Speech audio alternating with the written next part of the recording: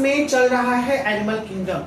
Animal kingdom के level of organisation के बारे में हम लोग बात करें कि कैसे सिंपलर से कॉम्प्लेक्स में ये चेंजमेंट आता है और वो कौन कौन से बदलाव होंगे। तो प्रीवियस क्लासेस में हमने पढ़ा, सबसे क्लास में हमने पढ़ा सिमेट्री। भैया सिमेट्री वो होता है जो किसी भी बॉडी को इक्वल हाफ्स में काटे। हमने 3 टाइप के सिमेट्री पढ़े, एक पढ़ा एसिमेट्री, दूसरा पढ़ा बायलैटरल सिमेट्री, तीसरा पढ़ा रेडियल सिमेट्री। ओके, इसके बाद हमारा जो नेक्स्ट टॉपिक है वो है सिलोम। भैया सिलोम होता क्या है? तो पहले जान जाइए एक बहुत ही आसान शब्दों में कि कोई ये बॉडी है ना, ये बॉडी है, इस बॉडी के बीच में एलिमेंट्री कैनाल है। क्या है? Alimentary canal. अब इन दोनों के बीच में ये जो स्पेस मौजूद होगा ना, इसको हम लोग बोलेंगे सिलोम। क्या बोलेंगे?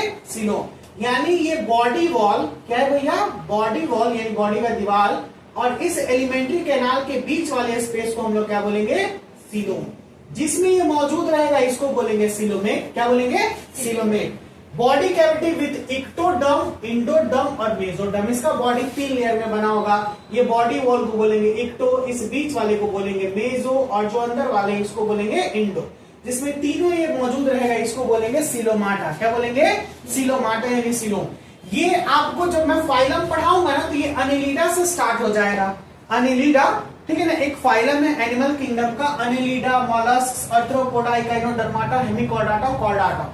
ये लास्ट कॉर्डाटा। कॉर्डाटा में हम लोग आते हैं, वी आर द कॉर्डेट्स, हम लोग हैं, जिसमें हम लोग ह्यूमन बींग्स हैं यानी मैमलिया ग्रुप में आते हैं, मैमलिया क्लास में आते हैं। तो उसी में ये एनालिड से स्टार्ट हो गया। किससे स्टार्ट हो गया? एनालिड। यानी ये एनालिड को अर्थवॉर्म एग्जांपल में इसका अर्थवॉर्म आ जाता है, तो अर्थवॉर्म से आपका ये स्टार्ट हो जाता है सिलोमाटा ग्रुप का ऑर्गेनिज्म। समझ में है? जो सिलोमाटा को रखता है। अब इसमें सीडोसिलोम। बायोलॉजी में जब भी सीडो देखिएगा ना तो इसका मतलब समझ जाइएगा कि फॉल्स होता है। क्या होता है? फॉल्स यानी झूठा। मैंने बोल दिया नो मेसोडर्म, इसमें मेसोडर्म नहीं पाया जाएगा। जैसे ये देखिए 1 है, 2 है और इसके बीच वाला जो लेयर है तो ये नहीं पाया जाएगा। क्लियर है? ये वाला मेसोडर्म नहीं होगा। इसमें केवल इक्टोडर्म और इंडोडर्म लेयर मौजूद होगा। इसका एग्जांपल है एस्के हेलमिन्थ्स। क्या है? एस्के हेलमिन्थ्स। ये एस्के हेलमिन्थ्स एग्जांपल में आ जाता है राउंड वॉर्म। क्या आ जाता है? राउंड वॉर्म बोलीक्रिन। And the last one a coelomate. Biology में ए का मतलब होता है नो, ठीक है ना। इसमें सिलोम ही नहीं पाया जाएगा, ना इसमें इक्टो होगा, ना मेसो होगा, ना इंडो होगा। तीनों में से कोई नहीं होगा। इसलिए देखिए मैंने लिख दिया नो बॉडी कैविटी। कोई बॉडी कैविटी नहीं है। ये है प्लेटी हेलमिन्थ्स। इसको प्लेटफॉर्म भी हम लोग बोलते हैं। क्या बोलते हैं? प्लेटफॉर्म। प्लेटी हेलमिन्थ्स को प्लेटलेट का स्ट्रक्चर है, प्लेटफॉर्म आ जाता है इसके एग्जांपल में। ये था आपका नेचर ऑफ सिलोम, हमने खत्म कर लिया। अब हम लोग का नेक्स्ट सेक्शन आता है बॉडी प्लान। भैया 3 प्रकार के बॉडी प्लान एनिमल्स में पाए जाते हैं। सबसे पहले होता है सेल एग्रीगेटेड यानी सेल का बना होना। दूसरा होता है ब्लाइंड सेक यानी ये थोड़े से सेल एग्रीगेट करके टिश्यू स्ट्रक्चर में बन जाएंगे। और तीसरा होता है tube within tube plan. याद रखना है, पहला कौन होता है? जल्दी बोलिए। Cell aggregated. पहला कौन? Cell aggregated. दूसरा कौन? Blind sac. Blind sac plan. और तीसरा कौन? Tube within a tube plan. ठीक है ना, tube within a tube plan. अब देखिए बहुत इजी कॉन्सेप्ट है। सेल एग्रीगेटेड प्लान में लैक ऑफ एनी टिश्यू, कोई भी टिश्यू नहीं रहेगा, कोई भी ऑर्गन नहीं रहेगा, केवल सेल का होगा। एग्जांपल में स्पॉन्जेस सबसे पहला है। पॉरीफेरस जब हम लोग पढ़ेंगे ना तो स्पॉन्जेस ही पढ़ना है, ठीक है ना। जब हम फाइलम स्टार्ट करेंगे तो पॉरीफेरा से स्टार्ट करेंगे। तो ये स्पॉन्जेस आ जाते हैं, सेल एग्रीगेटेड यानी सेल का होता है। नेक्स्ट है ब्लाइंड सेक प्लान। ये cell are organised into tissue. जब ग्रुप ऑफ सेल मिलता है तो क्या बनता है?